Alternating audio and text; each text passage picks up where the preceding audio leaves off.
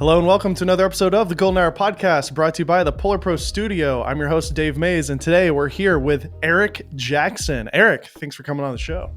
Thank you so much for inviting me. Dude, this is awesome. I love your work. We found each other on Twitter. Errick is a photo retoucher, Photoshop master, photographer, and I think you dabble in all sorts of other creative things. Is that right? Yeah, I'm kind of all over the place. I would say my main things, especially over the last few years, has been retouching, but also entering as a freelance colorist. And I've been a photographer since before I was a retoucher. So my interests are kind of all over the place. That's amazing. So yeah, I mean, it's actually interesting to hear you say that you dabble in coloring as well as a colorist. That kind of makes sense because anything that you would learn in a retouching environment in Photoshop would, I would imagine, translate over to video in Resolve. I assume you're doing coloring. Yeah.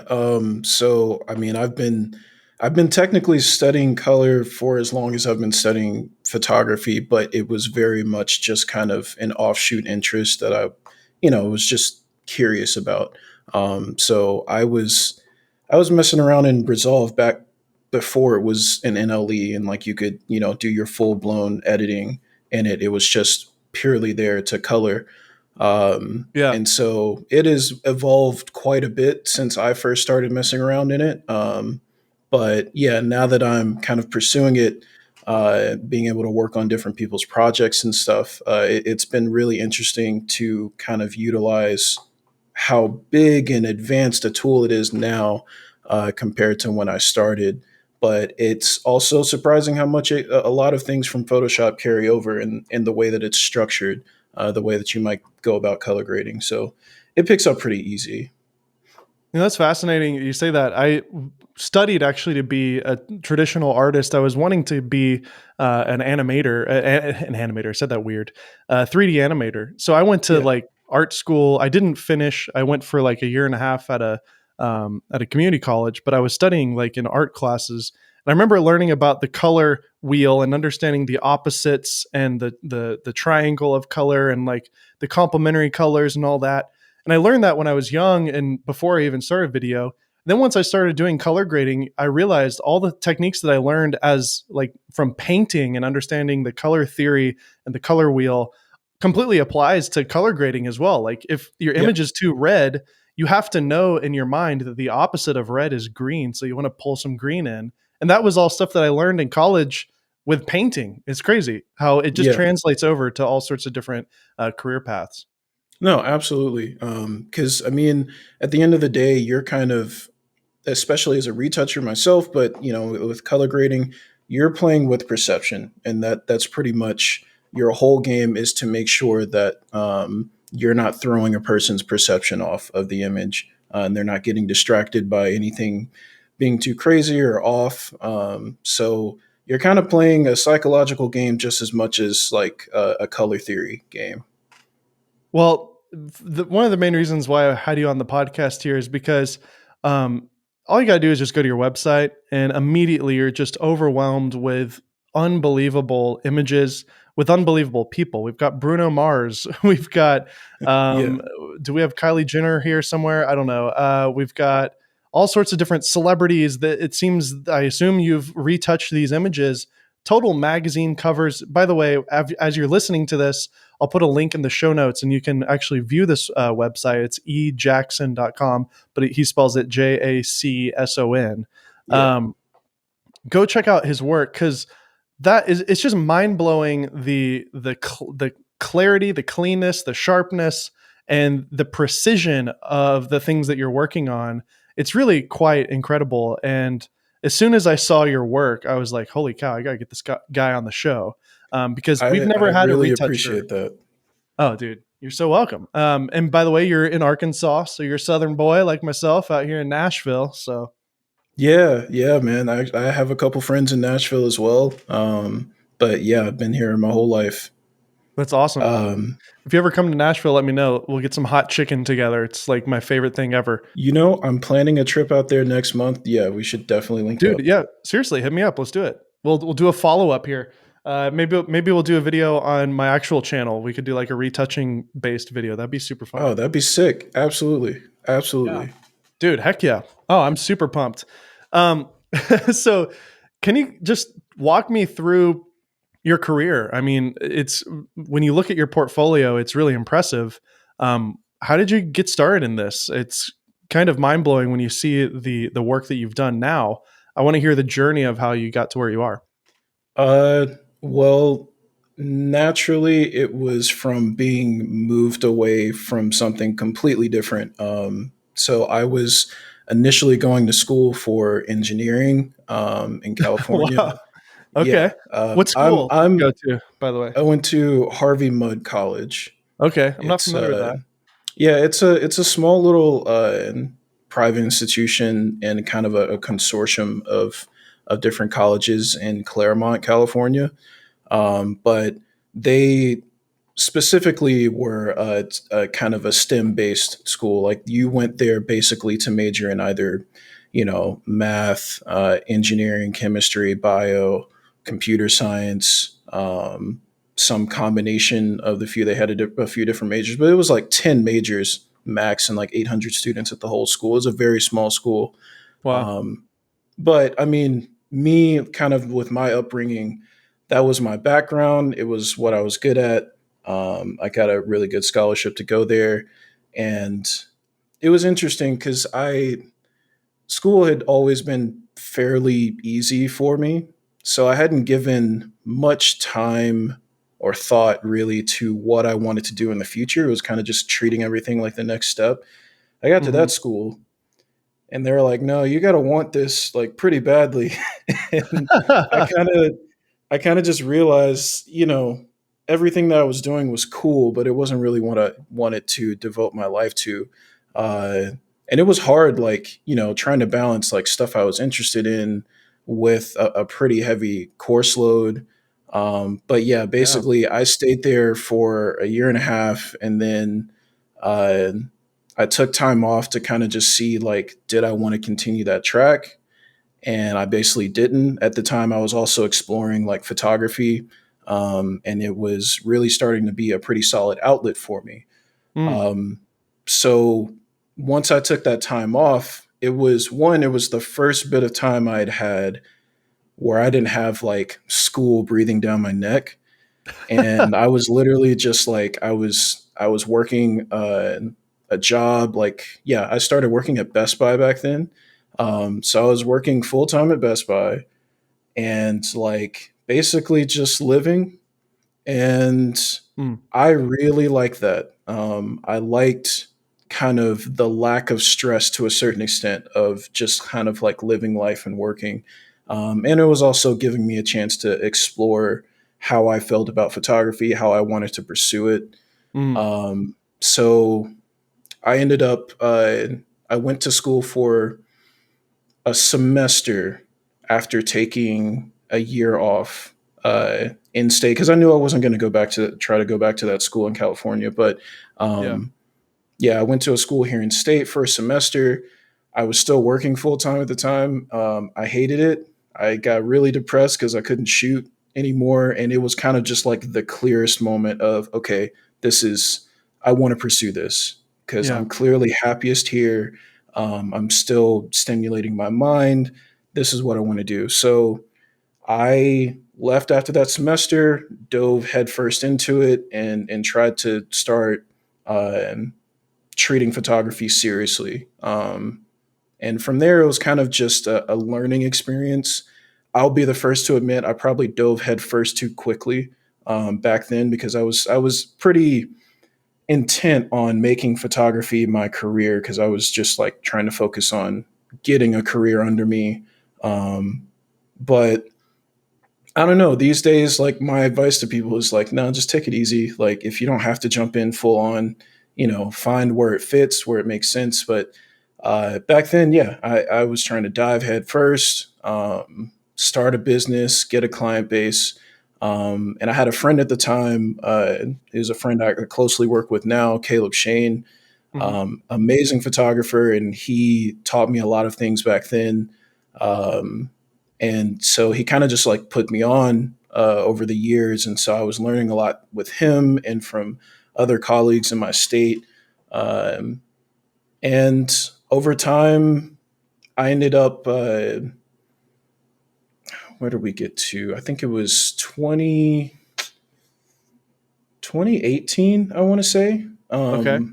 I first set up uh, first had a studio in downtown Little Rock, and I was working out of there up until the pandemic hit. But yeah, I was basically shooting out of there for local boutiques and just doing all kinds of different photo shoots. But I was mainly at that point I had moved from primarily, you know, on location work to primarily in studio work. Uh-huh. Um, and I had a little bit of like retouching clientele that I was building as well, but it was definitely smaller. At that point, it was primarily photography. Retouching was a skill that I built up out of necessity for my work. Uh-huh. But, when people recognized that I was good at retouching, they would, uh, seek to hire me. And that kind of gave me the opportunity to treat retouching as another form of income, but also explore working as a retoucher as opposed to working as a photographer. So enter the pandemic 2020. It's like 3 months out from my lease ending.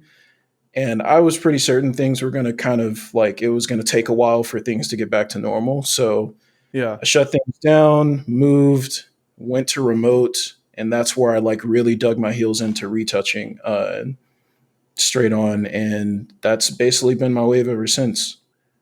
So the pandemic is the reason for your retouching work. The pandemic is the biggest The reason catalyst. for, yeah, it's the thing that pushed me like heavy into it being my primary thing. Um, That's awesome. and yeah, it's been great. Just because one, it made me realize how comfortable I was with that working relationship. Especially, as a retoucher, I'm working with other photographers, production companies, occasionally the brands directly. Mhm. Um, but you're kind of articulating their creative vision in a different, like at a different stage of the process, which is really interesting. So tell me what retouching is for somebody who doesn't even have a clue what that is. I mean, my guess is you're doing Photoshop work, but can you just walk hmm me through kind of what that job entails? Yeah. So basically, what'll happen is um, a client will reach out to me. They'll have images that they either plan on shooting or have already shot that they want to send to me. And essentially, my job is to refine those images. So part of that is it. I may get sent like raw files and need to do some raw preparation first, which my software of choice there is Capture One Pro. Okay. But Yeah. most of the time, I'll get like TIFFs or PFDs that I'll open up in Photoshop and get to work on. But essentially, I mean, when you say refining, because the work that comes in, it can be portraiture, it can be product, it can be environments that I'm having to maybe composite together or something like that. Uh-huh. So it ranges, but I mean, a lot of the tools you use end up being the same across the board. You're using like 10% of Photoshop's tools to do 90% of the work, but you're just there to eliminate distractions. Because at the end of the day, viewing images, we don't view them the same way we do in real life. If you Mm. see an image on your phone, on a screen or whatever, you have the opportunity and you're most likely going to stare at that image for a good 5 to 10 seconds or longer. That's not what we do in real life. If I stared at you for the next 2 minutes, you'd probably think I was insane. So it's about kind of mimicking the lack of realism we get to experience in real life with a Mm. photo. And it's a weird way to classify it, but it's kind of what we're doing. We're trying to guide the eye to what's important in the image, and not let the eyes get distracted by stuff that's not important. That's really all it is. It's a great philosophy. It's almost like you're trying to tap into what people's uh, kind of imagination or what they remember about somebody. It's like if I think about somebody that I just glance at that really stands out to me, maybe they're just wearing a really interesting piece of clothing or whatever. They're just an interesting person. I may have a skewed version of them in my head because that one hmm thing that they wore stood out so vividly. But then when you see them in person, it's like, oh wait, you actually don't look like what I thought, but my Yeah. brain like came up with this imagination. So you're trying to find those things that kind of enhance reality a bit. So you're not you're Yeah, a not little creating bit. reality. You're kind of enhancing it. Exactly. Yeah. And you're kind of you're choosing, or not so much choosing, but you're kind of narrowing the focus a bit. Because on the flip side of removing distractions, sometimes you're bringing to the forefront things that are really important. Maybe it's the texture of some clothing, or maybe it's someone's eyes. Like it can vary, but the point is you want people to focus where the artist is intending for them to focus, and not get distracted by stuff that just really doesn't matter. If it's a blemish or dust particles, that kind of, like, it can be anything, but that all really is up to the artist at that point. So if I go on your website, how much of this is retouch and how much of it is your own photography? Is this a blend of everything on your website? You've got So retouch, the whole section. I yeah, assume that's on my all retouch. website you'll see the retouch tab, and that's by the way, like, what you're looking at currently, and hopefully I'll have an updated website by the time the podcast goes live. But what you're looking at right now is probably like a year old at this point. There's a whole bunch of work I haven't added to the site, That's but amazing. I do have things separated. So I have the retouch tab, which is just kind of some of my best of in my retouching up Uh to huh. that point. And then and the other tabs are my own photography. So there's some beauty work, there's some portraiture and fashion work. That's Um, amazing. but yeah, So all of it ends up getting retouched by me regardless. So tell me some of these celebrities that you've worked with, because it's really quite impressive in terms of the photos that you've retouched. What are some of the ones that stand out to you? so there, it's interesting. So, like, if we look, like, the big three that are up top that I just Hmm. have there, because who's not going to have these celebrities up top, right? Yeah. Um, so these kind of came to me at random, and that's the interesting thing, is like, you build these relationships and you just don't know what's going to come through the door. Yeah. I mean, But we have a majority audio listeners, so if you could actually describe those celebrities, oh yeah, who are okay. they? And also, I kind of forget some of their names. I recognize their faces, but I personally don't remember their names on some of these. Yeah, so the first image is of Charlie Sheen. And this was just It's amazing. I don't remember what the context for the photo shoot was. But a friend of mine shot these photos, and basically the first image on the left here, it was just a individual portrait of him, just make him look good. He's got surprisingly good skin though, like the man looks great at his age, so there wasn't too much work I had to do there. But it was mainly just like lessening some wrinkles, kind of like making them less defined. Hmm. The image on the right, we had to do actually a little bit of extension work there, because where that lamp is, it was actually right at the edge of a wall, and there's this like long hallway to the right there. So we ended up having to extend that wall over. And then on the left side, we had where his coat is flailing out to the side. We actually just, there was someone holding him, so we had to remove Oh, that okay. person, rebuild that section of the wall, and then just Interesting. kind of clean up the floor. But yeah, it just results in some interesting looking images. Again, I don't remember even what the context was for this shoot happening, but it happened. And Yeah, then, and by the yeah, way, all everybody who's listening, you can either look at your phone right now. If your podcast app supports it, you may be able to see the cover art of this podcast right now. Will have the images that we're referring to. I think oh, Apple that's super Podcast does cool. it, Overcast does it, a couple others do. I don't know if Spotify does, but if you want to follow along, I'll include this in the video on YouTube. So just go to youtube.com/ghpod if you want to watch the video. So, anyways, because this is a very visual aspect of what we're talking about, obviously. So, Yeah, absolutely. So let's see the next image. So this was Khalid Millie Bobby Brown, and I Yep. forget the streamer's name, but he's I believe, a Twitch streamer. Uh-huh. And it's going to drive me crazy not remembering who he was. But this was actually for a Samsung release. They were doing, this was a year ago, I want to say, last Uh-huh. winter. They release like a ton of phones every year. This was Sure. one of their phones I love how that was coming out. does that have anything They to do with the phone? I don't see the phone. Oh, is he holding it?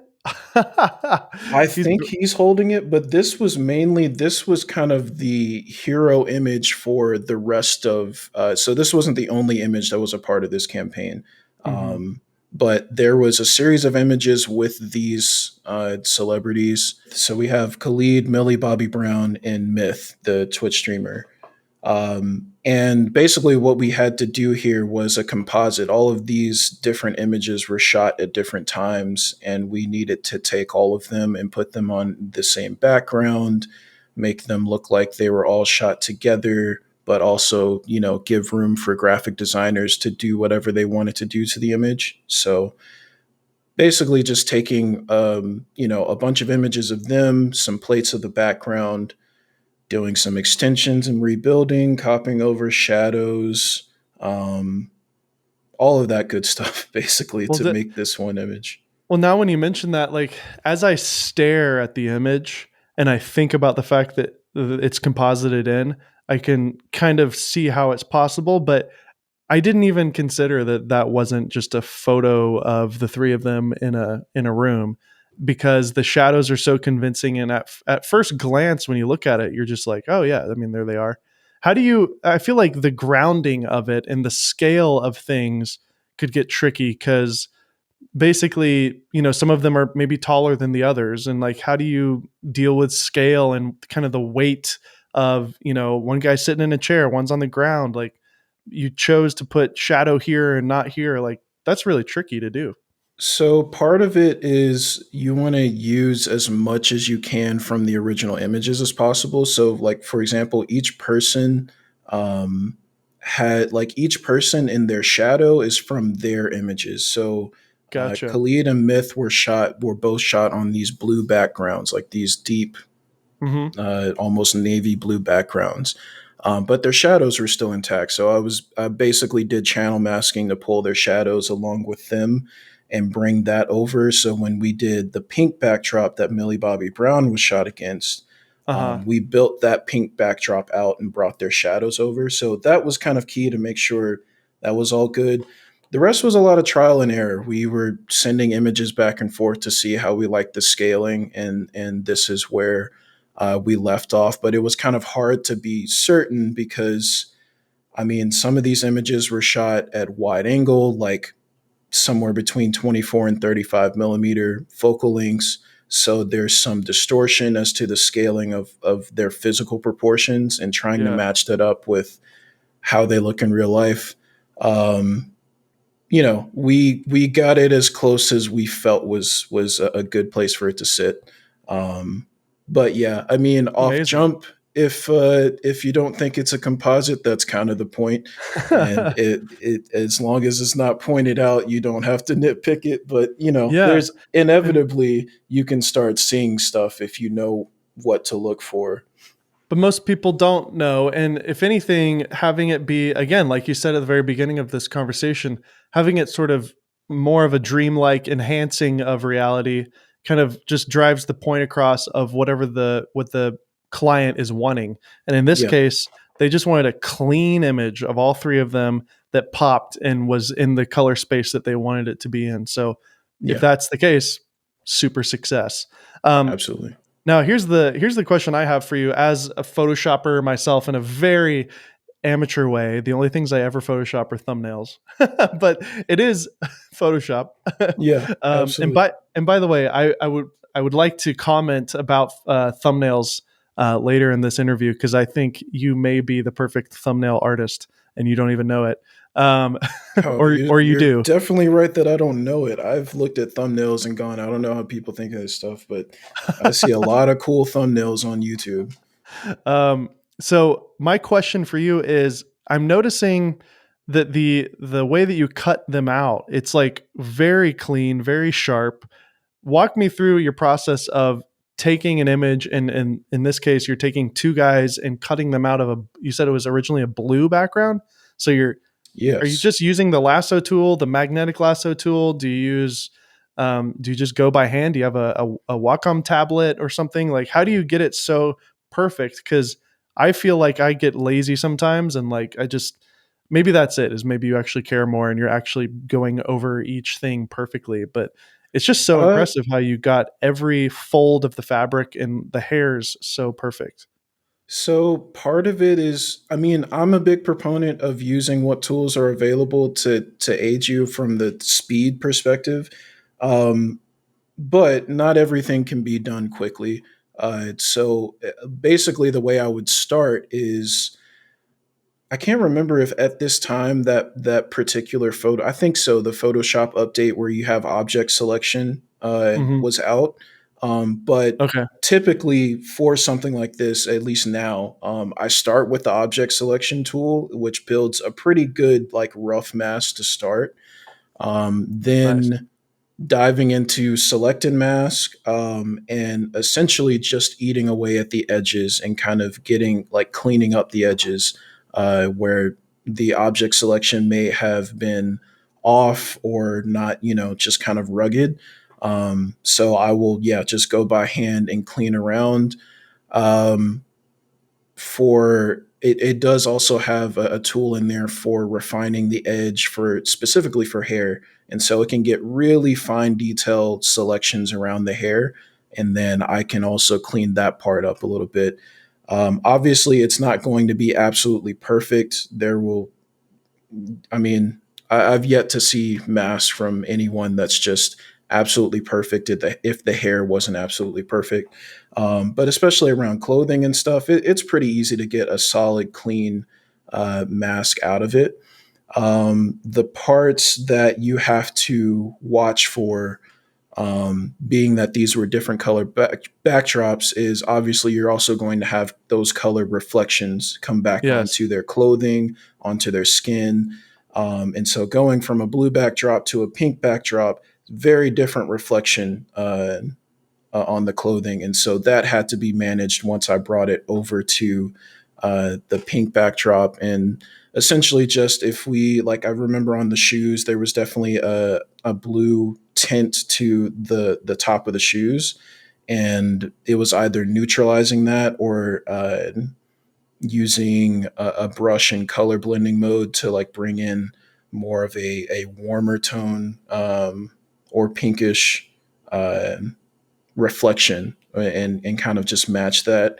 You can Wow. start to restrict it a bit if you want with the kind of luminosity masking that layers will let you do, like the layer style section. Uh-huh. So you can just essentially allow yourself to refine and refine more where you're acting upon the image so that you can get, as clean an impact as possible. But Totally. from there, I mean, yeah, you kind of start broad and then just get nitpicky, and there's not really a way around that. And I find that's probably, even with when I was first learning retouching, a lot of the things that you were seeing online were kind of ways to do things quickly, but it Mhm. was kind of at the cost of doing things cleanly. And ultimately, for me personally, I was willing to spend the extra bit of time to figure out how to do it cleanly and then just practicing it faster at it. Yeah.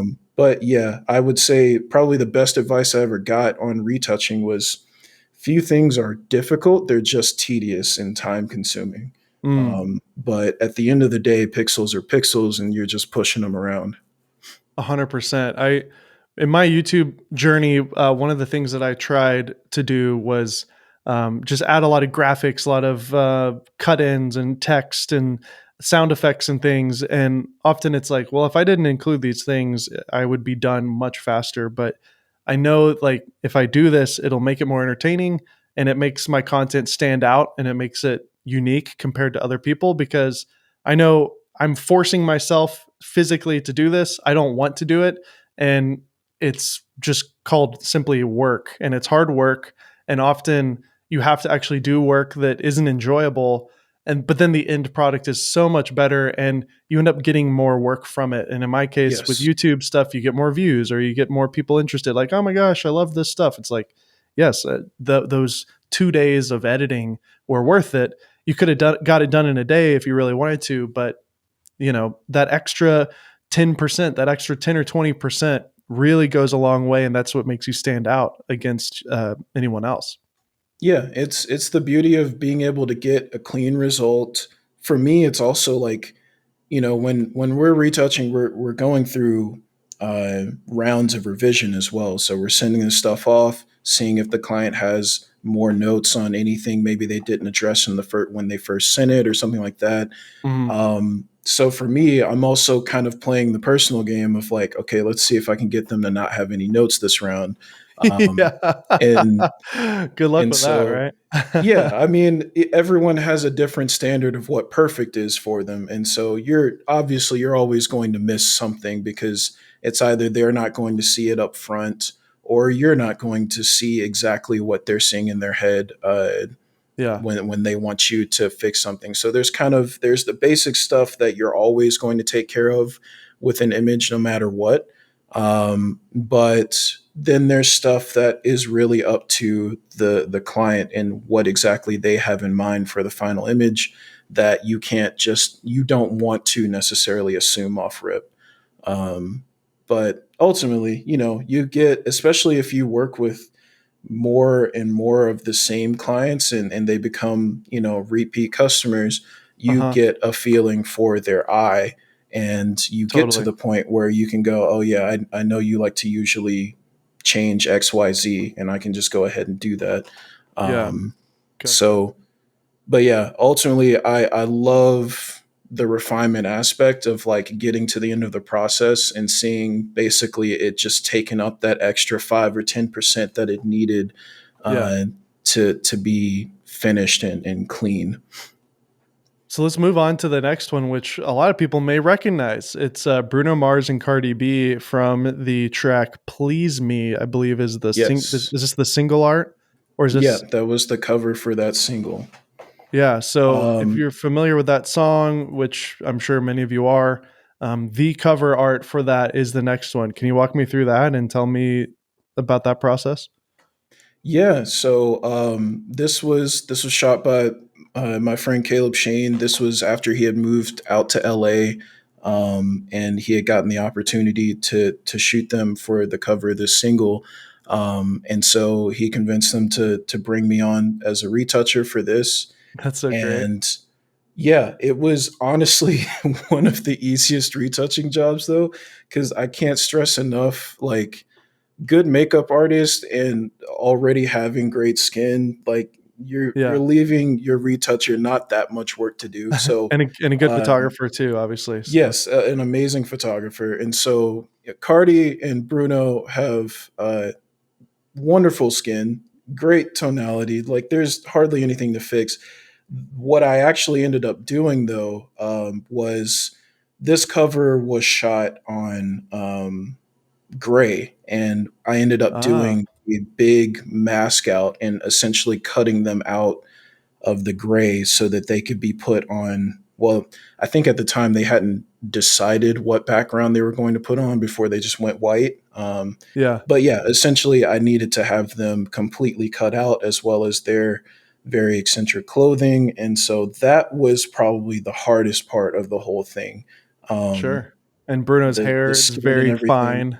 Yeah, he's got some Yes, yeah, curls that are getting very around the fine. curls and everything, yeah, but other than that and kind of these parts hanging off of Cardi's sleeve, like, that Yep, was interesting totally. to go around, but, yeah, that was honestly the hardest part of it, was it was just kinda tedious, like I said before, that's what it ends up being, Yeah, but that was a standout moment, they were the first celebrity anything that had come across my computer screen, wow. for me to work on. So that was kind of a really big moment of when that came out, and especially just seeing it everywhere. Like it was on Yeah, in Times Square and it was on the cover of Spotify. Like just seeing all the places that the image ends up, and that Dude, was kind of my first time having an wow. experience like that. And That's for that me, it gives was me just like, oh my god, those files were on my computer. yeah, that kind of gives But me yeah, chills to think about it. I can't imagine. It's like, yeah, once you once you send it out and the client approves, you wait a hmm couple of weeks or whatever, and then boom, there it is, and it's like everywhere, and everyone around you is like talking about it and tweeting about it or listening to it or whatever. The freaking video has over 400 million views on it. yeah, I just looked it up while we were talking, and that's got to be such a cool feeling to like look at the image and see it like at a store and be like, "Yep, there's my there's my clone my stamp right masking there. there, yeah, There's my mask there." Yeah, like you can see your it's basically your fingerprints on that photo, you know? yeah. That's really That's a cool. lot of what it feels like. So yeah, that was a big moment and kind of the start of a lot of things too. Um, Being seen by other clients as well. So it just, Of yeah, it course. kind of got the ball really rolling, and also kind of showed what was possible as a retoucher, because that was pre-pandemic, so that was still back when I was primarily shooting, Okay. um, and Yeah, it was yeah, that was kind of 2019 when it came mhm, out, so yeah.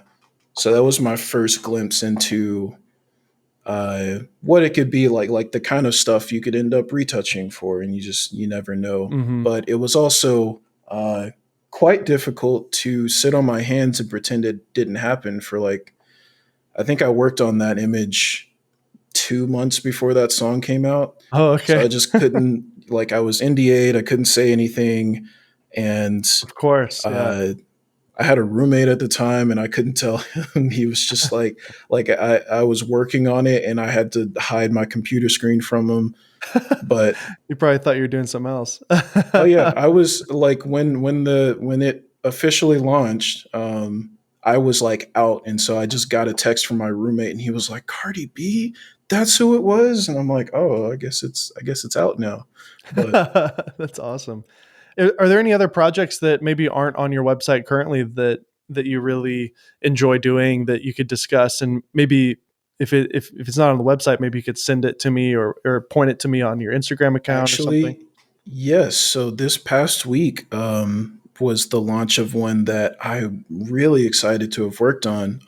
There's a brand called Pyermoss, Uh huh. um, and they did a collaboration with Reebok. They designed some clothing for Reebok, and they just launched it this past week. So if you go to the Pyermoss Instagram page, Uh that's huh. Pyer Moss, you'll see all of the imagery from that Reebok side of the campaign, and easily the most interesting, eclectic, colorful images I've Oh, ever worked cool. on. So all these, literally everything here on this um, Yeah, account looks like so it's a let new me account. see. They cleared everything off of their Instagram for Wow. the launch of this collection, because this is their fourth collection, their fourth and final with Reebok. So all of these still images are the ones that I worked on, excluding this most recent one, which is cut from uh, the video I was gonna that they say it looks shot really for low the res. Yeah, yeah, looks like yeah, it's a like screen caps from their campaign video. yeah. Um, But but yeah, the anyways, other the images here are everything that I worked on just recently. dude, look at you. Um, You're getting into some high fashion. This is amazing. yeah, these last actually few weeks have been kind of like some really cool fashion stuff, and that's like a lot of my work is what you might generally call like commercial and somewhat advertising. Um, and so the kind of like super eclectic stuff comes in fashion, and the stuff I've been working on recently has been really cool in that lane. But this is the most recent one I can at least share with everyone, Dude, this is and legit. I'll we'll be definitely able include to this. post on my Instagram and website soon as well. But it was also just really special because I've been following Pierre Moss and specifically Kirby for several years now. I think he's just has an incredible eye in fashion, and it is really kind of for me, like that next up guy. But Yeah. yeah, the stuff he's been doing is incredible, and getting to like now work on a Pyermoss campaign is nuts, and I relished it. It was great. Dude, congratulations on landing that, and it looks amazing. Everybody can go see it. This is certainly some high fashion stuff if you're not familiar with this type of thing. But it looks the coloration of these images do have kind of like a filmic look to it. Was it shot on film by chance, or is that all just in post production? No, it was shot digitally. I want to say on medium format, like a one of the Fuji medium format Cool. cameras. It looks But great. excuse me. Yeah, it was the look of it. There was a few images we were trying to. Well, I was trying to figure out the color for, but I want to say they were using maybe like a LUT or something as a base for the look of it. But yeah, very interesting. I mean, I know just the production design alone, kind of they had a lot of different things going on with the lighting And the and sand. just how. Yeah. Yeah, There's sand on the ground in a cyc wall with some yeah. RGB lights. It's really cool. Yeah. So they really went all out just on the total production from how they built the set to how the final grade ended up looking on the images, and then just polishing it up with the retouch. It was all Cool. really cool. Cool. Everybody go check it out. Pyermoss, Pyermoss. And also too, while we're at it, go ahead and follow follow Errick on his Instagram, which is Instagram.com/ejackson, EJACSON.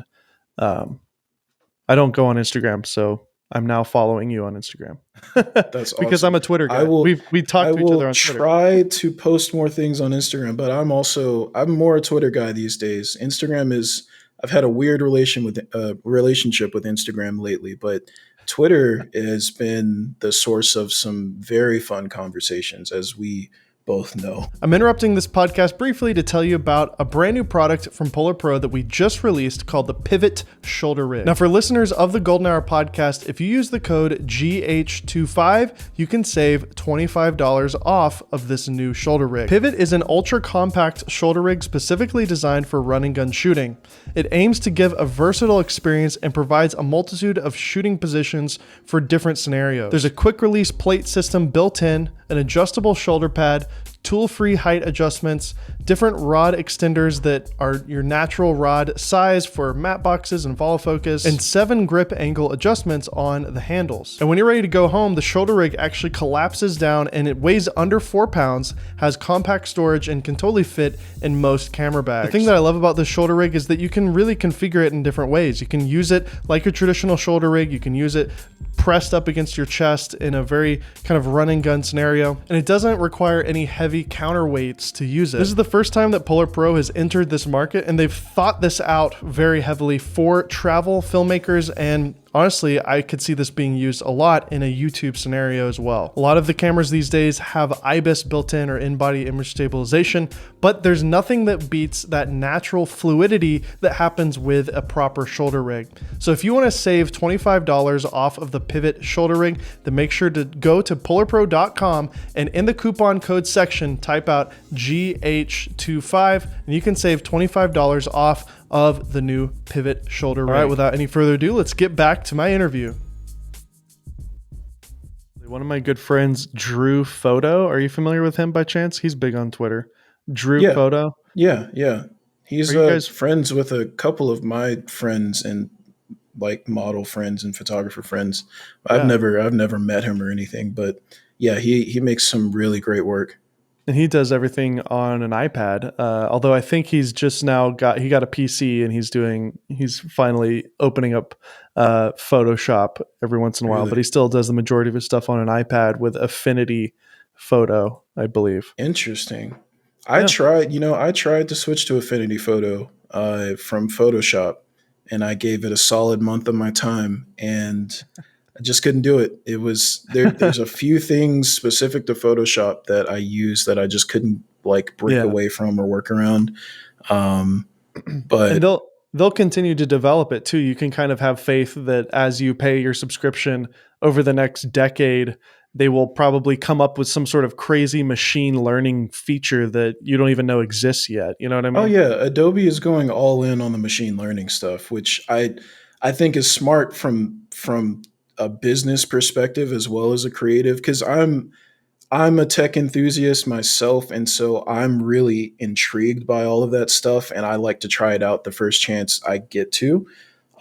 So I like it from that standpoint, but from a business standpoint, it's really smart of them to develop things that can't be knocked down to like simple code. It's like, no, we've done all this machine learning against all these millions of images and stuff, and this is what it knows now. That's as proprietary, I guess, as you can probably get in software.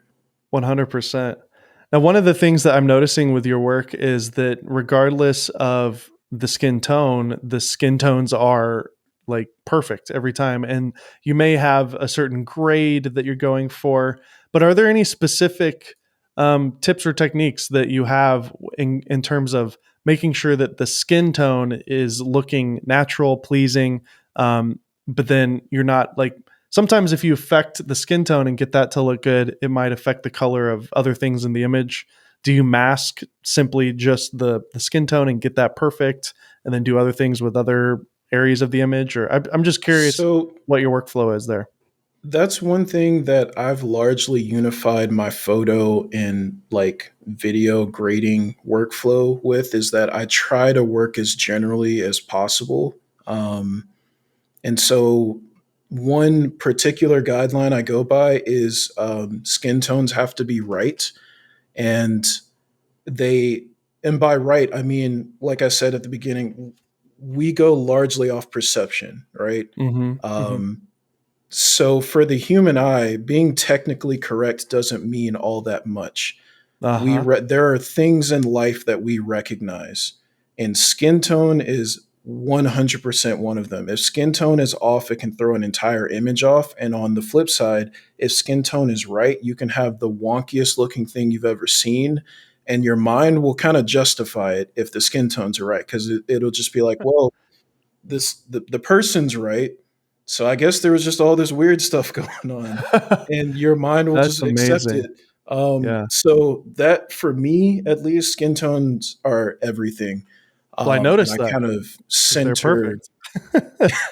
I center the whole grade around it, and then I just try to like balance it. Like my favorite tools to use for color um, are, so in Capture One, I primarily will use levels, because levels lets you adjust black point and white point, and then the balance with the midpoint. And so I can create these color biases in the black and white points, and then move the midpoint to essentially get, because the skin tone generally just lives in the mid tones. So Uh-huh. move that midpoint balance the way I need to bring the skin back into range. Uh-huh. Um, but it's also embracing, especially lately, I've been embracing the variety that's in people's skin tones. Skin tones are made up of reds and magentas and yellows and all these different colors. And for a while, I was like intent on trying to lessen some of that, unify it a bit into a tighter range. Uh-huh. And I've, especially as I've journeyed more into film emulation, I've really appreciated kind of all of the different tones that'll show up in skin. And so now I try to just let them live in peace, basically, and just make sure that they're present, Mhm. and that there's not too much of a big shift in the entire tonal range that throws everything off. Um, but yeah, I mean, That's if amazing. I had any advice at all, it's like make sure your skin tone's right, and everything else you can justify. You know. You know, it's funny you say that, but for years, Canon had kind of in the industry like some of the best skin tones compared to Mhm. other camera brands. And specifically, Sony cameras notoriously had terrible skin tones. And I heard it said exactly what you said, actually, that Sony was the engineers at Sony were tuning their color and their sensors scientifically to be accurate. But if you Hmm. were to look at a Canon camera and pull it into like an RGB parade, or look at like a waveform, you would actually see a high pull in the reds and the oranges, and it was actually incorrect. The image was not correct. It was Yeah. creating a false reality, and it was pleasing to the eye. They designed the sensor to be slightly off, to Yeah. not mimic reality, but to have this perceived perception that you're speaking of. And now I think Sony has actually kind of learned from that, and now they're doing that themselves as well. All the new bodies have much better skin tones, I've noticed. So, Yes, yeah, and I think like because you'll see that Canon kind of skews like red, magenta, Sony skews kind of yellow, green, Nikon skews kind of more yellow. So everybody kind of has where they sit and where they base their color science off of, which I would be remiss to say because this is a hill that I die on all the time, but I am also intent in saying that when we shoot, especially with stills cameras, if you're shooting raw, we're more debating how your raw converter interprets the color than necessarily the camera brand, because uh, yeah, everything about the base color science of a camera, if you're shooting raw, can be reinterpreted completely. At this point, any camera you've bought over the last decade is capturing a ridiculous amount of information. And mm, so it's more just kind of reshaping that matrix to the way that you want those colors okay, represented, if you want to go about that process of calibration. But yeah, there's a lot more control in the raw converter now than there is really in the camera's like sensor in terms of how that makes colors sense. end up. And Um, especially as a stills editor, I've come from a video editor perspective. mhm. So if I'm just getting an 8-bit 4K 420 S log from the older Sony cameras, I pull the S log into Rec 709 and get some contrast and saturation in there, and everything just looks awful because the skin tones are bad, and it's not raw. It's a low bit rate, and I can't really Yeah, play around with it. you'll start getting banding and all that stuff. But with the Yeah, Canons in the past, with the video, at least for me, with Canon cameras, straight out of the camera, even in the log image, it seemed to be more pleasing. And again, yeah. that's not necessarily the case anymore. But that's interesting you say that about the raw conversion, because for stills and with raw, you can basically do whatever. Yeah, which I mean, that's an experiment that I've actually been running for a few years. Is Capture One differently from Lightroom? They use ICC profiles for their camera profiles. Well, the ICC profiles are basically LUTs, and so coming from the video world, you're like, well, I know what LUTs are, and you can really you can reshape a LUT however you want to. There's actually some really great softwares for that. And so what I started doing was experimenting with and creating essentially LUTs that allowed me to use the color science I wanted for a particular camera, and just basing it off of the calibration that Capture One has. So my most recent experiment was using the Kodak 2383 filmlet that DaVinci Resolve has, Uh huh. and adapting it for use in Capture One, so I could still use all my tools, like all my controls in the raw converter, but it's interpreting the scene data like Kodak 2383 would, Wow, that's cool. um, and based off of the camera. So that's been really interesting because it kind of solidified what initially was just a theory, which was that it's all the color can be whatever you want it to be, Uh huh. and made that a reality. So I'm just experimenting with that more, and it's also allowing me to learn a lot more about the internals of Capture One as I go. But it does also show kind of where we are in the camera space at this point.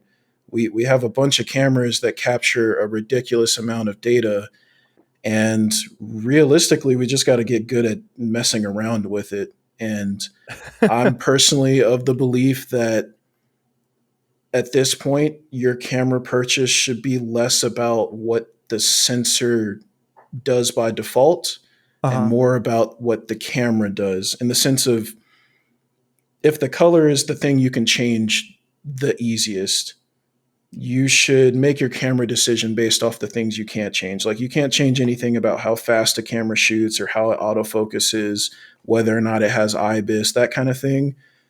So if you like, everything about a Sony A1, but you want the color science of an R5, I would just buy a Sony A1, rent an R5, and Uh shoot huh. some test charts and match them up, and There you've you go. got an A1 with R5 colors. But I don't like it's thousands of dollars for these cameras. Yeah. And if there's something you really love about a camera that you can't change and you like about another camera that you can change, yeah, save yourself the stress of that weird $1,000 purchase and change that one thing. It's like a day experiment. Um, Well, what's your favorite camera to work with? Like when you receive images, is there one file that you really take a liking to from a certain body or brand? um, I'm just I would curious. say at this point there's two. I've gotten my fair share of D850 files from Nikon, and I Uh, love those. And I've gotten my fair share of R5 files, and that R5 is some I don't know what's going on, but it's gorgeous. Not wow. just the look of it, but also the lenses.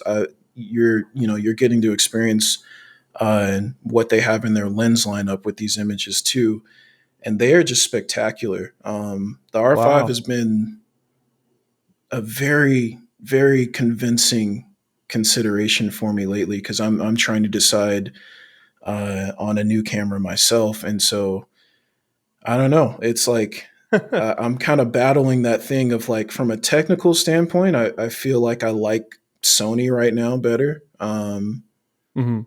But there are some aspects to Canon's lineup that are really enticing right now. That's amazing. Yeah, my shooter Connor just bought an R5 recently, and I'm shooting this on the C70, and that's my primary camera right now, which only shoots video, obviously. But Yeah, um, they just had the raw update, didn't they? they did, yeah. And I was hoping they would enable raw stills, even though it's only 12 megapixels, but they didn't. They did not include raw stills. That's too bad. So I would have That would be to, a killer camera. yeah.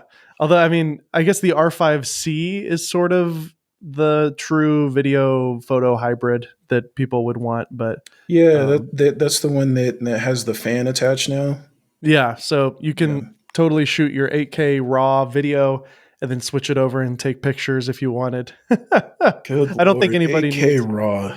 especially non R3D as well. Like R3D has great compression, so you can Hmm. actually shoot 8K and it's not too bad to work with. But Canon's RAW is not good for video. Yeah, those see like Canon's raw. The structure of it reminds me a lot of just like the open source Cinema DNG.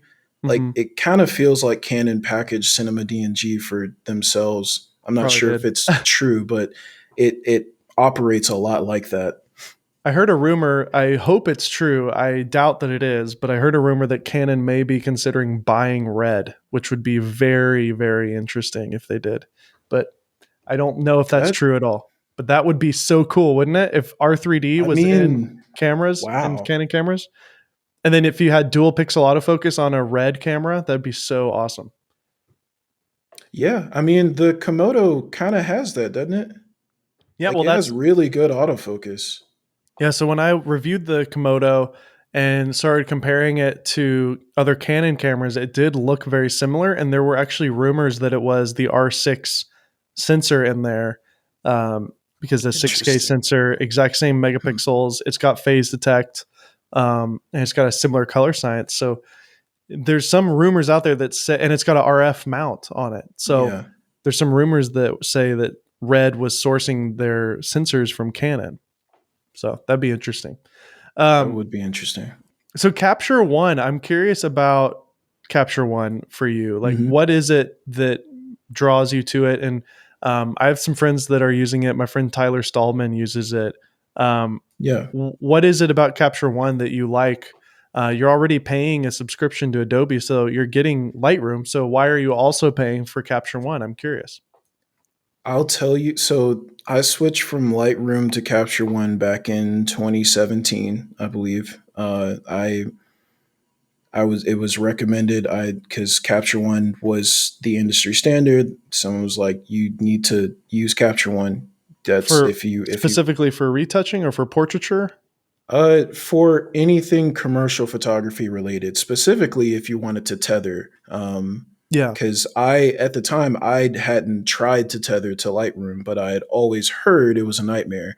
And with Capture One, it is plug and play. Like you don't even have to think about it. Um, but the main thing was just like in general, as a software, I was told, hey, this is the industry standard. You need to know this software whether you use it or not. So I switched to it, literally just did the like 30-day trial and used it Uh-huh. for a month. And after that month, I was hooked on it. And the reason I was hooked is kind of, I don't know, now it's kind of, I feel bad admitting it. I don't like curves. Okay. And Yeah. Lightroom at the time, I don't know what they do now, but at the time, You curves don't was the primary way you were color grading anything in Lightroom.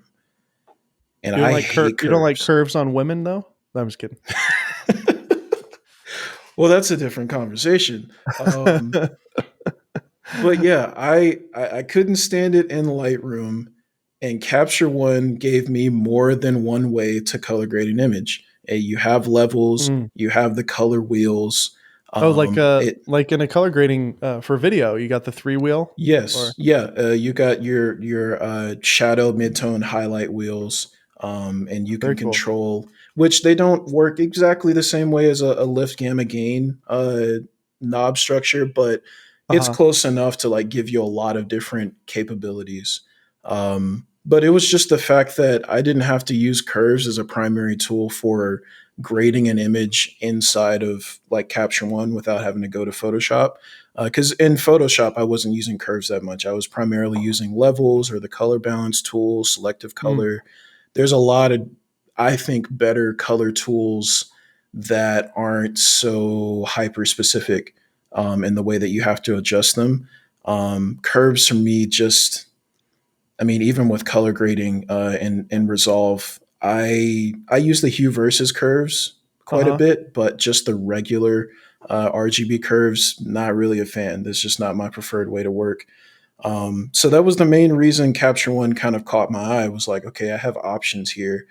But then it was on top of that, it was being able to completely restructure your environment. So you can move everything around. You can decide Mm. what tools are on the are upfront and viewable, and what tools aren't. It also has way more tools than Lightroom. Like one of my favorites is the skin tone tool, which I'll often use if I get raw files that come in, and sometimes even on TIFFs. You can basically select, a skin tone area. I can, now that we have layers in Capture One, I can draw a mask over that area, select that skin tone, and start to make specific, like really minute adjustments that I wouldn't necessarily want to do in just like the HSL panel. Uh-huh.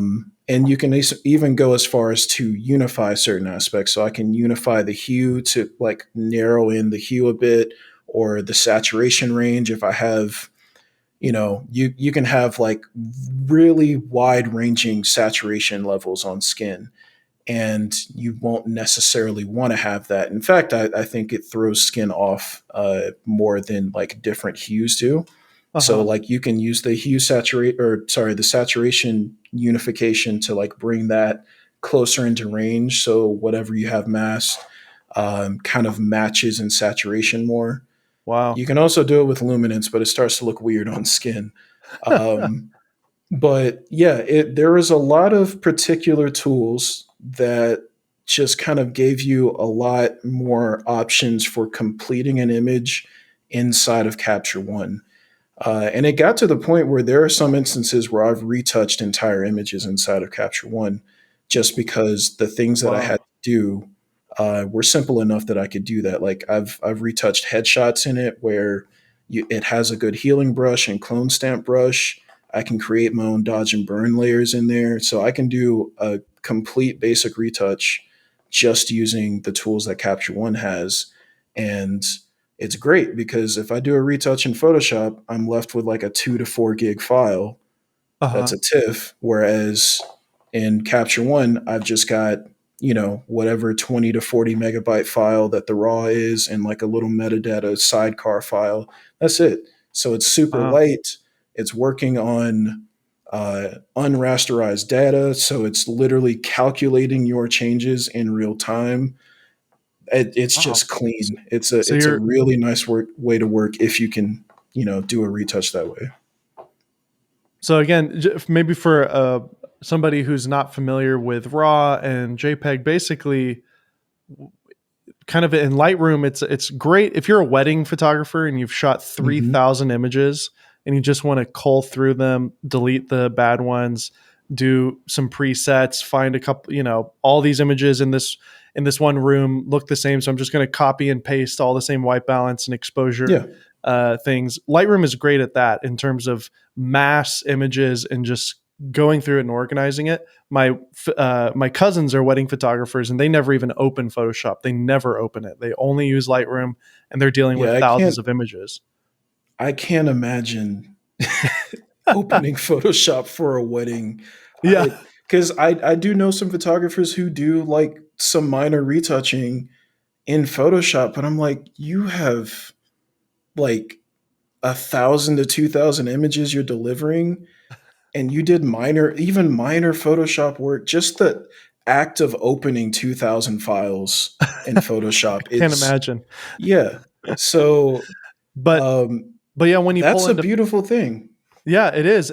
But what you're saying, and by the way, and then the other workflow would be pulling it into Photoshop. But once you're doing that, you're manipulating the pixels. It's an image Mhm. that's essentially baked in, and now your dodge and burn is not actually affecting the. It's not a raw image at that point, right? It's a TIFF file, so you're Yeah, kind of playing with the like pixels. working on the TIFF is basically the closest you can get to all of the information that the RAW has when you export it at those settings, but it still has its limits. You can still push it too far. So the beauty of a RAW file is that nothing's been finalized, nothing has been Mhm. rasterized. So it's all ones and zeros waiting to be manipulated and interpreted. And inside your raw converter, you're essentially going, okay, I want you, when you export this raw file, these are the calculations I want you to do. I want you to raise the exposure +1, up the contrast +10, pull the whites down wherever they fall -50 or whatever. And you do all those little adjustments. And then when you finally export, it goes and runs that calculation on the raw file for the final export. But until you actually do it, nothing's been changed, nothing's been altered, and you have all of the calculable information that's available in the raw file to manipulate as best you can. Um, and so it is, in my opinion, the ideal way to work. And I've said many times, there's a few tools that if Capture One ever adds to their program, I could straight up drop Photoshop for like 60% of my work. Just being able to do it in Capture One. So, yeah, I do try to work on the raw file as much as possible, especially for some of the heavier things. But obviously, there are things like, compositing or very just intense cleaning things that I have to do in Photoshop that is just much easier. It would be cumbersome and a hassle to do in Capture One to not really save me that much in terms of Mhm. color fidelity and all of that stuff. So it's kind of just measuring like what's useful, what is helpful enough to do it. But yeah, if I can run through a retouch in Capture One, if it's simple, I will absolutely do it. Do The results are just very, very clean. Do you find that you actually enjoy the app better too? Is the UI experience better and the overall speed and performance on your machine better as well? Have you noticed any difference? I would say back when I switched, yes, but 2017 is a different time than 2022. So I can't really compare to Lightroom what it is today. I've heard Lightroom is faster now. Back then, Lightroom was super sluggish. I was working catalog only because that's all you had with Lightroom. Mhm. Oh, that's the other thing. Capture One has catalogs and it also has sessions. You can go, a heavy catalog, or you can go really lightweight with sessions, which is what I do. Everything runs through a session. Um, but Yeah, Was Lightroom was just what does that mean, by the way? Is oh one yeah. is for like a thousand images and the other one's for like one image at a time or something? Or Right. So a catalog is essentially going to let you like if you make a Lightroom catalog, it's basically like a file system. It's where all of your images are stored. When you open the catalog, it loads all of the previews for the catalog, which uh-huh. means the larger, like if, as you import more stuff, you can keep track of it and keep organized. That's great. But it means every time you open that catalog, you have to load all the previews for it. It's the same case in Capture One. Capture One's catalog system, as far as I understand it, because I really only used it for a little while, works the same way as Lightroom did. So when I switched, that didn't really differ for me. Sessions, what that allows you to do is essentially create one kind of pocket for just the thing that you're shooting or working on. So, like, if you want to tether and capture one, if you're shooting, you're going to plug in your camera, you're going to open up a session. And so every shot that you take goes into the capture folder in your session. And then you can just work on the images there. It's only loading the images in that session. You're not loading your entire, file system's worth of previews that you may have made in a catalog. Um, and the beauty of that is obviously that moves a whole lot faster. But basically, what I've done is I just do everything in a session. So every new job, I create a session for and just bring the photos into the capture folder and start working.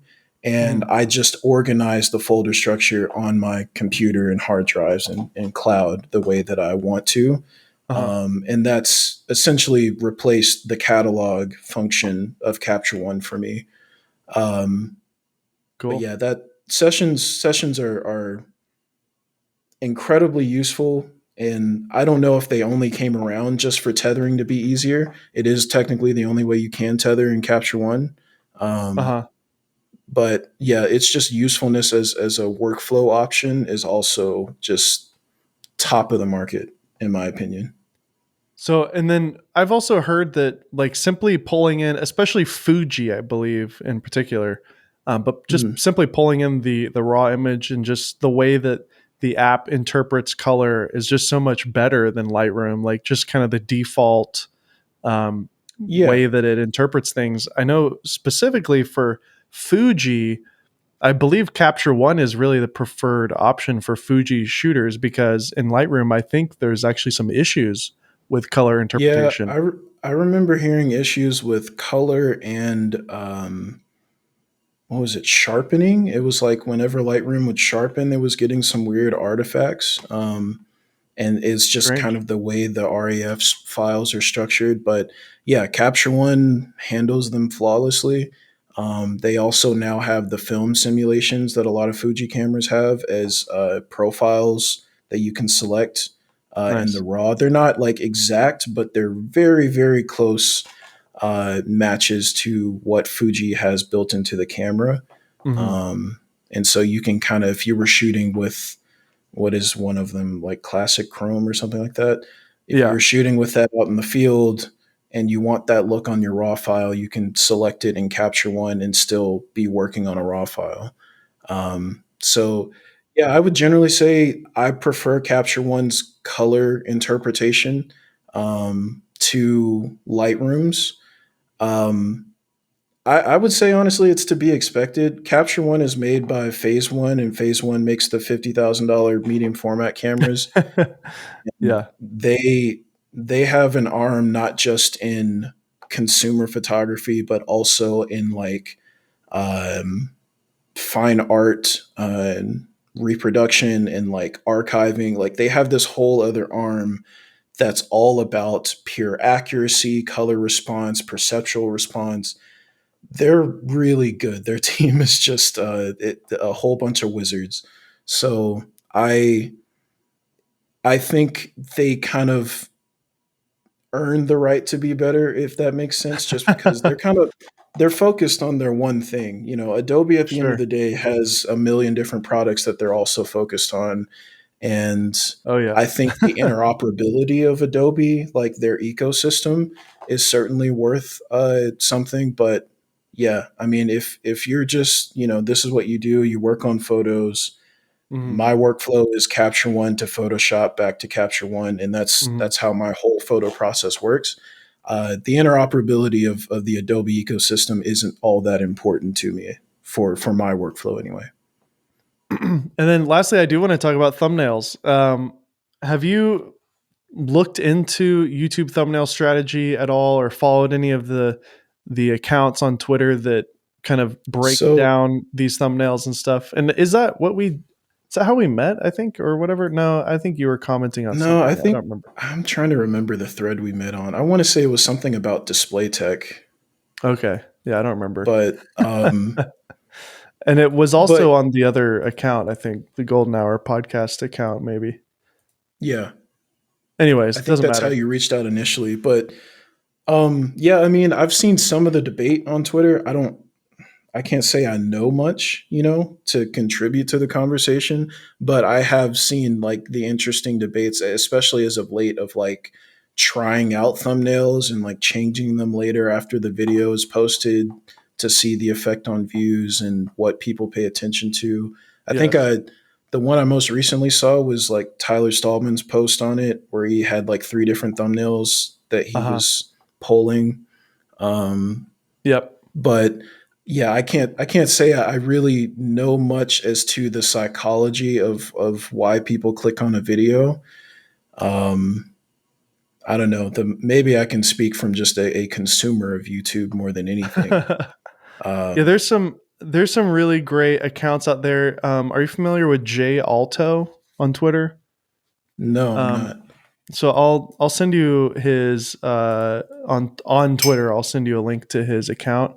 It's at J. It's at the J Alto. Yeah. So Okay. he's a thumbnail graphic designer, and he has these great threads where he kind of breaks it down, um, how like why people do it the way that they do it, and anyways, it's a completely different way of thinking because from a graphic design standpoint, some of these look pretty cringy and terrible, but there's a Hmm. lot of philosophy behind them in terms of color, the use of color, the cleanness of it, and just making sure that exactly the action that's needing to be shown is front and center. I don't know. I find it fascinating, and I personally want to figure it out for our niche in the filmmaking space because I feel like the Mr. Beast kind of style doesn't necessarily work in our niche because it's Is too that kind of silly. like the really expressive like face and Hmm. which I'll be honest, that's maybe been a subtle a thing to push me away from trying to dive into YouTube too much because I that is like a common thumbnail to like style that I see and I'm like do I have to make like a face or something for my thumbnail, like is that the way I have to engage this YouTube audience?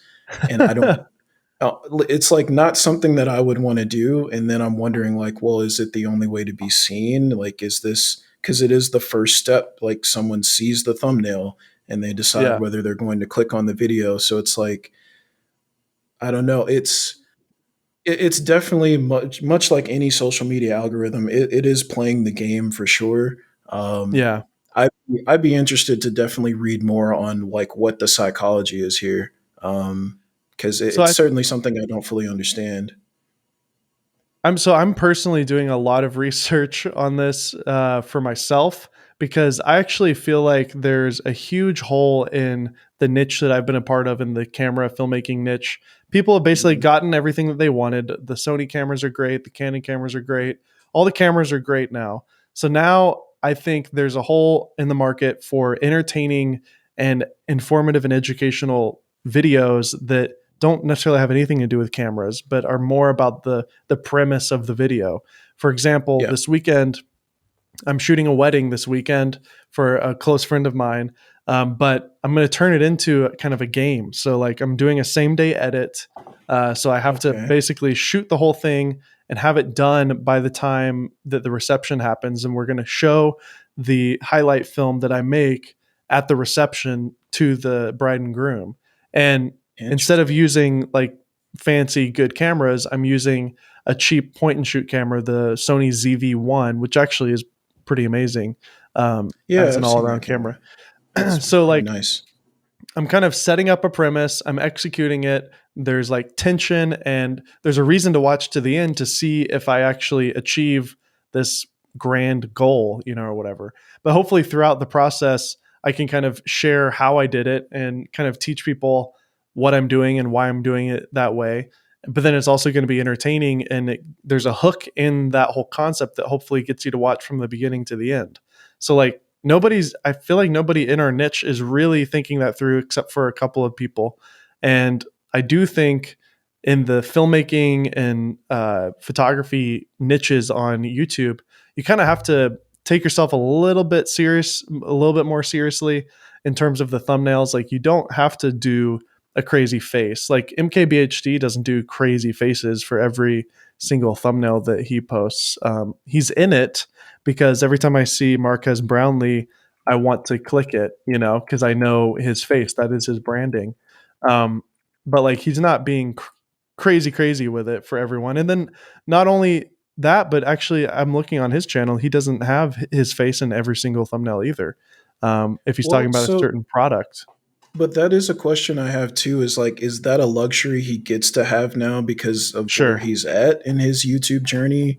And do we get, like, if I started a YouTube channel, well, I mean, if I took my YouTube channel seriously, is that something I have the luxury of doing myself, or would I kind of have to play that game a little bit at the start and kind of get an audience that sure, knows what they're clicking on my videos for? Because I mean, yeah, I'm gonna watch a Marquez video any day of the week, regardless, because I know, what he's exactly, creating, the quality of his work, and like I know what I'm signing up for with his videos versus someone who, I mean, I've definitely clicked on videos that have the really expressive thumbnails that I don't sure, know who the creator is, but it caught my eye and I clicked it, and maybe it was interesting to me, maybe it wasn't, but it got me to click. So I mean, yeah, I think there's definitely some utility to that style. I think your idea is particularly interesting though, because it offers not just, a reason for the audience to stay and be hooked and engaged, but I have a feeling you're probably going to grow quite a bit as like an editor, yeah, even further past where you already are, just because pulling something off like that can't be an easy feat, and especially if you do it more or similar challenges like that, hmm like it's just going to hone your skills to create compelling content that's more concise. Like that seems like what you're having to do there is really hone in on the important stuff to make yeah. something engaging. Yeah, I used to actually do same day edits when I got started in my career. I did a lot of Okay. weddings, so I've done a handful of them. Obviously, not on camera and not for a YouTube video, but Yeah. so I am confident enough in that. But it will still be a challenge, of course. But again, that's goes back to what we said earlier too about how putting in a little extra effort really makes your work stand out, and it goes the extra mile and will book you more jobs. So I think it's important to think about what you're doing and find things that you're really passionate about and just sink your teeth into it and put the extra work in and spend an extra hour or two on something to really, take it to the next level. Um, Especially if you want to grow in your career and actually like do this for a living for the rest of your life. So are you making good money now? Do you feel like you're in a healthy state, or is it like a lot of ups and downs with this? I mean, Oh I would yeah. I imagine mean, you're it feels good now. It was definitely tumultuous during the pandemic.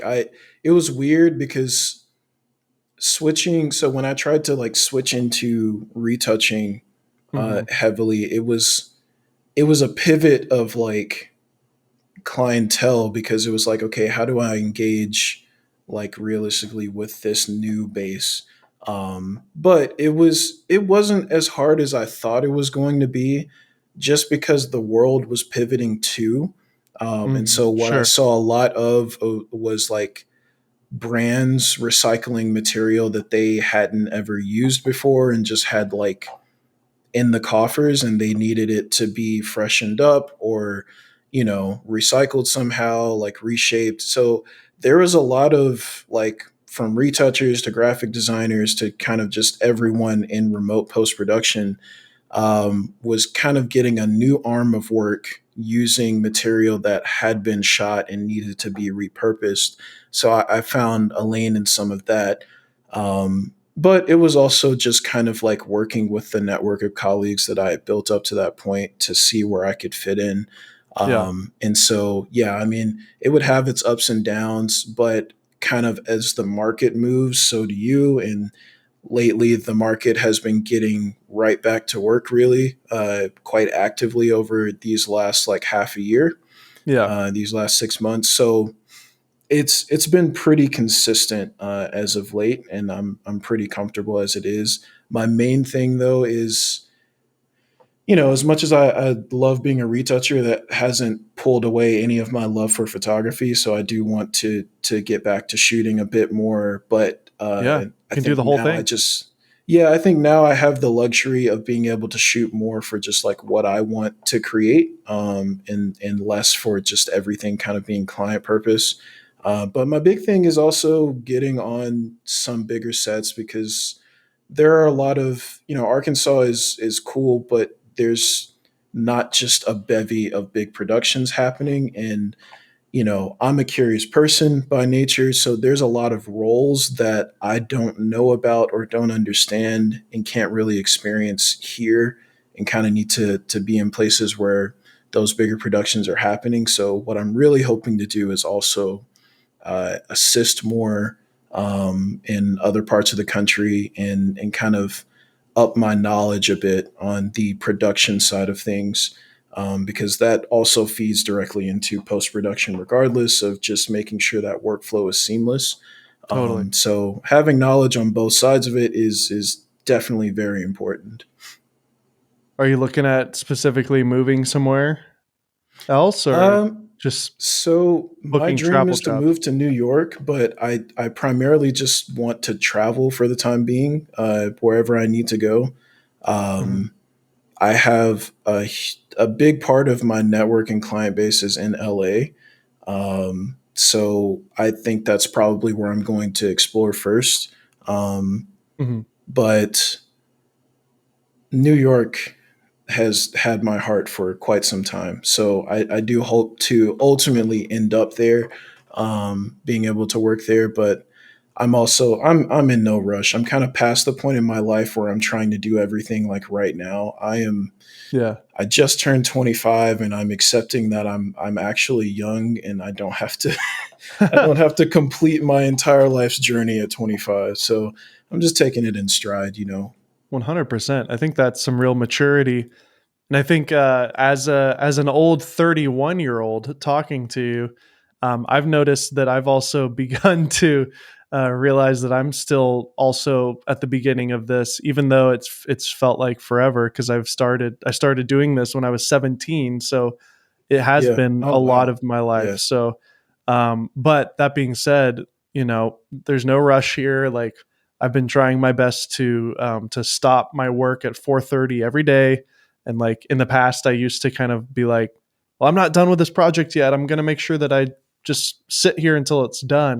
And it's like, well, I could do that, or I could stop and pick up tomorrow in the morning. Yeah. And that's been a real challenge, but a good discipline to practice because um, if you just keep working every single day, you're going to burn out eventually. You got to take breaks. It's important. So hopefully you're taking breaks as well. I don't know if you've Well, had yeah, that.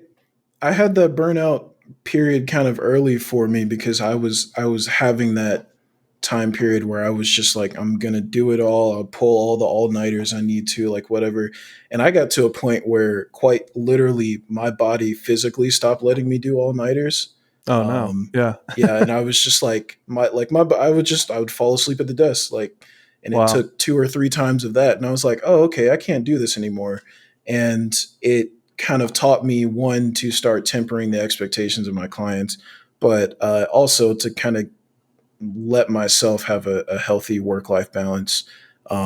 So it's not something that I do very well still, but Certainly something I'm working towards constantly because Yeah. ultimately I kind of, I have a pretty long-term perspective of I like to look at life as how do I want this to feel when I'm like 50 or 60? Like, do I still want to be pushing this hard at that age? Will I have the patience for that?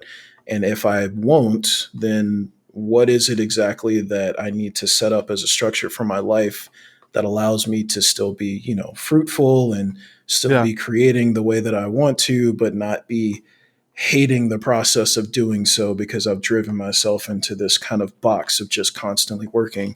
So balance is really everything. That's very wise. Yeah, I don't know if you have listened to the show, but I've interviewed my dad a couple of times, and he's a filmmaker and also a music producer.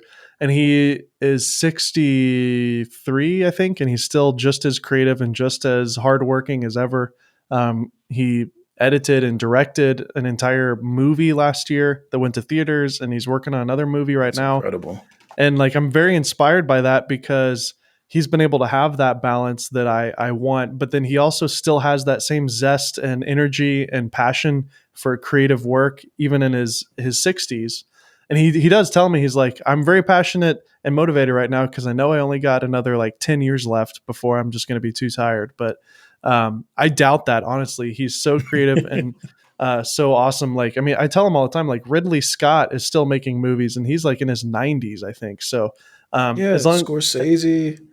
yeah, Like Scorsese made The Irishman a few years ago, and I'm just like, how do you implemented some completely new technologies while you were doing it, and that man is he's still kicking around. That's the dream for me. Is like I still want to have the drive to do that stuff when I'm older, and I was seeing back then that I was quickly driving myself to like hating what I was doing, mm, and that's just not where you want to be.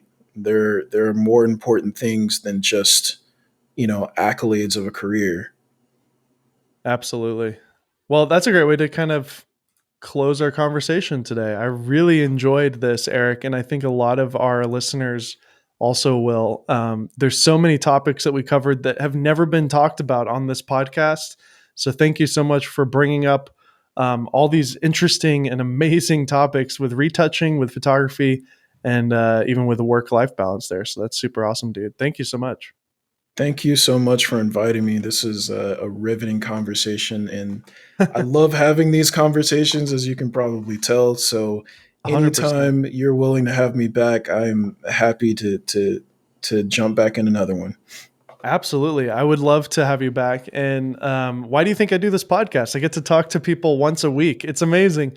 Uh, Yeah, no, that's an it's a incredible gift. job. I don't know how you balance though all the things that you do, because I mean I see you run the YouTube channel. If I understand correctly, you run several. Is that right? Or have No, run several? no, I've hosted several. So Got you. I started one, and then another company called Indie Mogul hired me in LA, and then I quit and I moved here. And so really, the only things I got going on right now is my YouTube channel on Dave Mays, and then the podcast. But with that, Mm, I'm shooting a course currently, so I finished that today. So I mean, anyways, I have help. My buddy Connor helps me edit and shoot. And if you just schedule yourself, I've learned as I've matured, like I really do need to have a schedule, or I mm. just can't pull it off. As much as I hate it as a creative person, like Yeah, I yeah, kind of fight that. I'm like, I'm not finished yet, or I want to stay up late. It's like I find that when I do stay up late and then I'm tired the next day, I can't get anything done the next day because I'm too tired. So it's just like I need to just simply be rigorous with my routine, yeah. as hard as that is to say. But, anyways, thank you so much, Eric. I can't wait to hopefully see you in Nashville. So definitely hit me up when you come out here. We'll Yes. get some food, some tasty Nashville hot chicken. I highly Oh, recommend it. I'm excited. I'm excited. Awesome. All right, everybody go follow Eric on Twitter and Instagram. It's at Jackson. Is that right? Yep. E. Jackson without a K. There's a story there, but maybe for another time. Okay, you've intrigued me. What's the story? Okay, so when I first got an email address, my mom made me an email address, and it was my first letter, first initial, middle initial, and then Jackson without a K, because that's how she did it, and that's how my dad did it.